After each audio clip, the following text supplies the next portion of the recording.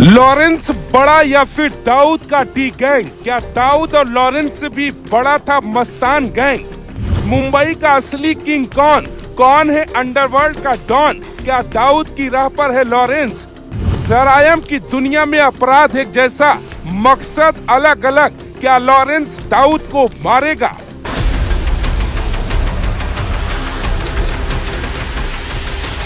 दाऊद और लॉरेंस की कहानी सुनने से पहले मस्तान गैंग की कहानी की शुरुआत करनी पड़ेगी।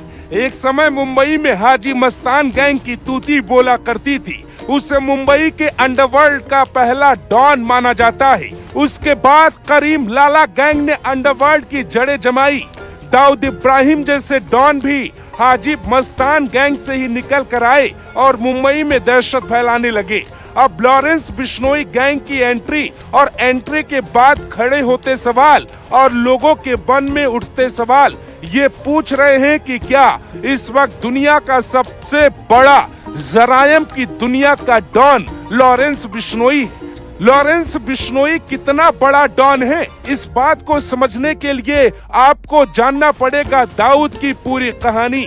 कैसे दाऊद एक झुग्गी से निकलकर एक इतना बड़ा पावरफुल डॉन बन जाता है कि दुनिया भर के अपराधी उसको अपना बॉस समझने लगते हैं। दाऊद अपराध की दुनिया में चोरी से कदम रखता है। रिपोर्ट्स दावा करती हैं कि दाऊद किशोरावस्था में ही धोखाधड़ी और चोरी और डकैती करना शुरू करता है। आखिरकार वो स्थानीय गैंगस्टर और डॉन बाशु दादा के गिरोह में शामिल हो जाता है और वहीं से वो जरायम की दुनिया में कदम रखता है। 1970 के दशक के अंत में वो बाद में अपना गिरोह बना लेता है। अपने बड़े भाई शब्बीर इब्राहिम कास्कर के साथ अपना गिरोह बनाता है। लेकिन दाऊद बहुत बड़ा डरपोक निकलेगा। इसका भी एक साल आने वाला था जब वो अपने भाई शब्बीर की जान नहीं बचा पाता है। जब हमलावरों ने उसके भाई और उसके ऊपर हमला किया तो अपने भाई शब्बीर को छोड़कर भाग जाता है और उसके बाद वो दुबई में शिफ्ट हो जाता है। अपने भाई की मौत के बाद वो अकेला अपने गैंग का मालिक बन जाता है, जिसे बाद में डी कंपनी का नाम दिया जाता है। साल 1974 में मात्र 19 साल की कम उम्र में ही दाऊद इब्राहिम उस समय मुंबई के सबसे बड़े डॉन हाजी मस्तान का करीबी बन जाता है। हालांकि इसके बाद दाऊद इब्राहिम ने मस्तान और उसके सहयोगियों के खिलाफ एक भयानक गैंगवार छेड़ दी। यानी जिन लोगों ने दाऊद को पाला, दाऊद ने उन लोगों को ही ठोका। लेकिन उसकी भाई की जान उसकी आंखों के सामने गई और दाऊद वहां से भाग खड़ा हुआ। 3 हमलावर साल 1981 में दाऊद इब्राहिम और उसके भाई शब्बीर को एक गैस स्टेशन में घेर लेते। इस दौरान शब्बीर मारा गया, दाऊद भाग गया। लेकिन 3 साल बाद ही दाऊद अपने भाई के हत्यारों का बदला लेता है। 1984 में दाऊद अपने भाई के हत्यारों को मार देता है और उसके बाद मुंबई पुलिस ने दाऊद को मस्तान के खिलाफ खड़ा कर दिया। हिंसा इतनी बढ़ गई कि उसे संभालना मुश्किल हो गया। इसके बाद दाऊद का आका मस्तान 1984 में दुबई भाग गया। वहां व्हाइट हाउस नामक बंगले में रहने लगा। इधर मुंबई में दाऊद छोटा राजन की मदद से अपनी डी कंपनी चलाने लगा। लेकिन अभी जरायम का आतंक बॉलीवुड पे बढ़ने वाला था। इसका अंदाजा न तो सुपरस्टार राजेश खन्ना को था और न ही उस वक्त के महानायक बन चुके अमिताभ को था और न ही नए नए कलाकार शाहरुख और सलमान को था, न ही नई नई हीरोइनों को था जो बॉलीवुड में कदम रखने के बाद पूरे देश में अपनी लोकप्रियता बढ़ा रही थी। दाऊद का नेटवर्क मुंबई में फैल चुका था। लेकिन उसी दौरान 1991 में भारत सरकार ने अपनी विदेशी नीतियों में बदलाव किया और विदेशी व्यापारियों को भारत में आने का रास्ता खोल दिया। इसी के जरिए कालाबाजारी नए तरीके से शुरू हो जाती है। दाऊद अपने नए कामों की शुरुआत कर देता है। दाऊद की खेप वाले जहाजों की संख्या कम हो गई। लेकिन दाऊद का असली मकसद तब सामने आया जब अयोध्या में बाबरी मस्जिद और राम मंदिर का विवाद शुरू हुआ। बाबरी मस्जिद को साल 1993 में गिराने के बाद मुंबई ने कई हादसे और कई बम धमाके देखे। 13 बम विस्फोट होते हैं। जिसका मुख्य आरोपी और साजिशकर्ता दाऊद इब्राहिम बताया जाता है। उन धमाकों में 250 लोगों की मौत हो गई। इसके बाद FBI और इंटरपोल ने डॉन को अपनी सर्वाधिक वांछित सूची में डाल दिया और गिरफ्तारी से बचने के लिए उसे दुबई भागना पड़ा। यहीं से दाऊद दुबई में शरण लेता है और उसके बाद वो कभी भी पुलिस के हत्थे नहीं चढ़ा।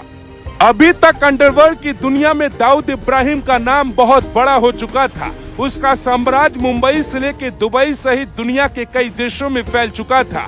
70 के दशक में चोरी और तस्करी से जरायम की दुनिया में कदम रखने वाला दाऊद बहुत जल्दी संगठित अपराध का सबसे बड़ा सरगना चलाने लगा।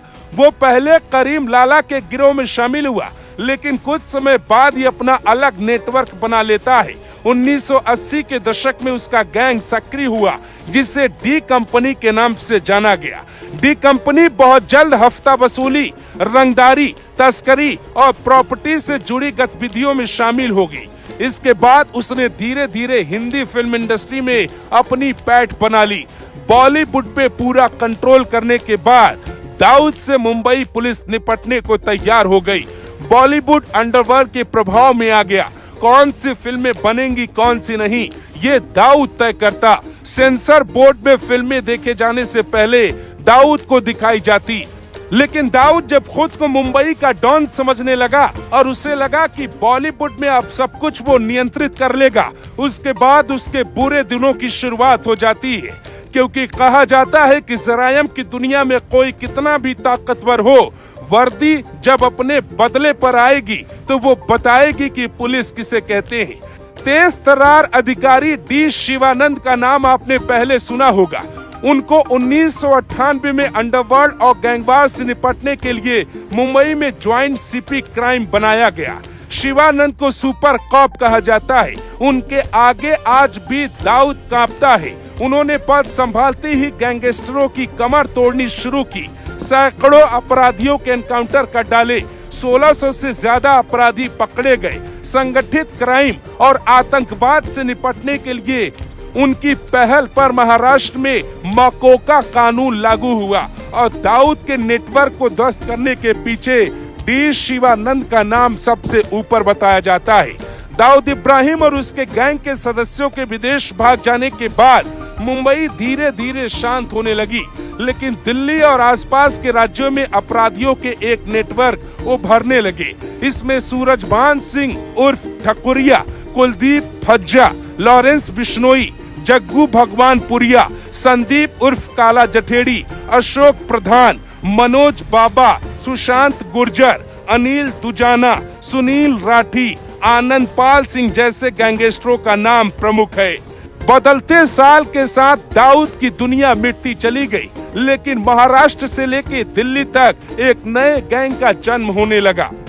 लेकिन अभी भी इस बात का आभास किसी को नहीं था कि लॉरेंस गैंग इतना ताकतवर हो जाएगा। वो दाऊद के साथ जरायम की दुनिया में अपने आप को सबसे बड़ा किंग बताने लगेगा। अंडरवर्ल्ड के चंगुल से आजाद होने के बाद पिछले 2 दशक से देश की आर्थिक राजधानी मुंबई में एक बार फिर अपराध तेजी से बढ़ने लगा है। बाबा सिद्दीकी की मौत के बाद लॉरेंस का निशाना सलमान खान पे है। अगर वो सलमान खान तक पहुंच जाएगा तो फिर भारत की राजनीति में बड़ा भूचाल आ जाएगा। जैसे आज लॉरेंस बिश्नोई सलमान खान पे निशाना लगा रहा है, वैसे ही कभी दाऊद की कंपनी ने गुलशन कुमार पे निशाना लगाया और गुलशन कुमार की हत्या की कहानी भी बहुत भयानक तरीके से रची गई। 12 अगस्त 1997 में मुंबई के अंधेरी वेस्ट में स्थित जितेश्वर महादेव मंदिर टी सीरीज म्यूजिक कंपनी के मालिक गुलशन कुमार रोज की तरह दर्शन करके मंदिर से बाहर निकल रहे थे। अचानक 3 शूटरों ने उन पर गोलियों की बौछार कर दी। गुलशन कुमार को 16 गोली मारी गई। उनकी मौके पर ही मौत हो गई। इसके बाद हमलावर फरार हो गए। इस पूरे अपराध से फिल्म इंडस्ट्री पूरी तरह से हिल गया और इसी कांड के बाद मुंबई पुलिस ने ये ठाना कि अब किसी भी तरीके से दाऊद का गैंग खत्म करना पड़ेगा।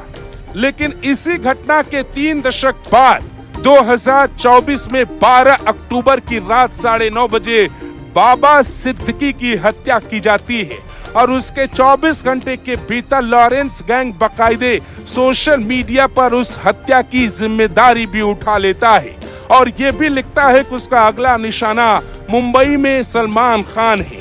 इसीलिए दावा किया जा रहा है कि लॉरेंस ने मुंबई पुलिस से पंगा लेकर एक गलती कर दी है। अगर वो सलमान तक पहुंचना चाहेगा तो मुंबई पुलिस उसे खत्म करने के लिए भी प्लान बनाने की तैयारी कर रही है। दावा ये किया जा रहा है कि लॉरेंस तक ये मैसेज पहुंचाया गया है कि सलमान को एक खरोच भी आई तो उसी दिन लॉरेंस की उल्टी गिनती शुरू हो जाएगी। दावा किया जाता है कि सिक्योरिटी में रहने के बावजूद जानलेवा हमला संभवतः लॉरेंस सलमान पे करवा सकता है। इसीलिए सलमान की सुरक्षा के लिए मुंबई पुलिस ने उन तमाम सिंघम अधिकारियों को बुलाया है जिन लोगों ने दाऊद के गैंग को मिटाने के लिए एक बड़ी प्रयोगशाला महाराष्ट्र पुलिस में खोली थी। गुलशन कुमार की हत्या का mastermind underworld don Dawood Ibrahim को ही कहा जाता है, लेकिन आज तक मुंबई पुलिस उस तक पहुंच नहीं पाई है। दावा किया जाता है कि वो पहले दुबई में बैठा था, लेकिन अब उसका नया ठिकाना पाकिस्तान है। लेकिन यहाँ इत्तेफाक ये है कि दाऊद की तरह ही लॉरेंस एक छोटे से कस्बे से आता है। दाऊद इब्राहिम और लॉरेंस बिश्नोई दोनों के पिता पुलिस कांस्टेबल थे। दाऊद इब्राहिम चोरी से अपने अपराध की दुनिया में कदम रखता है, जबकि लॉरेंस बिश्नोई बदले के भाव से अपराध की दुनिया में आता है। लॉरेंस बिश्नोई पढ़ा लिखा है, वो कॉलेज में पढ़ाई के दौरान जरायम की दुनिया में आता है, लेकिन दाऊद इब्राहिम की जिंदगी का मकसद ही अपराध था। उसे चोरी का मौका मिला तो उसने चोरी की, उसे हत्या का मौका मिला तो उसने वो किया, उसे अंडरवर्ल्ड डॉन कहलवाने का मौका मिला तो उसने वो किया, बॉलीवुड पे नियंत्रण का मौका मिला तो दाऊद गैंग ने वो किया। लेकिन दाऊद इब्राहिम के उलट लॉरेंस बिश्नोई इस बात पे अड़ा है कि बिश्नोई समाज से अगर सलमान खान माफी मांग लेंगे तो ये दुश्मनी यहीं खत्म हो जाएगी। दाऊद और लॉरेंस अपने आप को सबसे बड़ा डॉन बता रहे हैं। दोनों के समर्थकों द्वारा दावा किया जा रहा है कि मुंबई का असली डॉन हमारा बॉस है, लेकिन कहा यह जा रहा है कि मुंबई में बॉलीवुड पे कब्जा करने की चाहत पालने वाले हर गैंग को मिटाने वाली मुंबई पुलिस से जो टकराया उसका खात्मा तय हो जाता है। हालांकि आज दाऊद इब्राहिम जरूर मुंबई पुलिस पकड़ नहीं पाई, लेकिन वो आज मुंबई में कुछ भी नहीं करवा पाता है। लॉरेंस भी जेल में बंद है। या तो लॉरेंस को मुंबई की जमीन छोड़नी पड़ेगी या फिर उसे यह समझना पड़ेगा कि बॉलीवुड में कब्जे की चाहत उसके आखिरी दिनों की शुरुआत हो सकती है। अब आप तय करिए मुंबई के साथ अंडरवर्ल्ड का डॉन कौन है।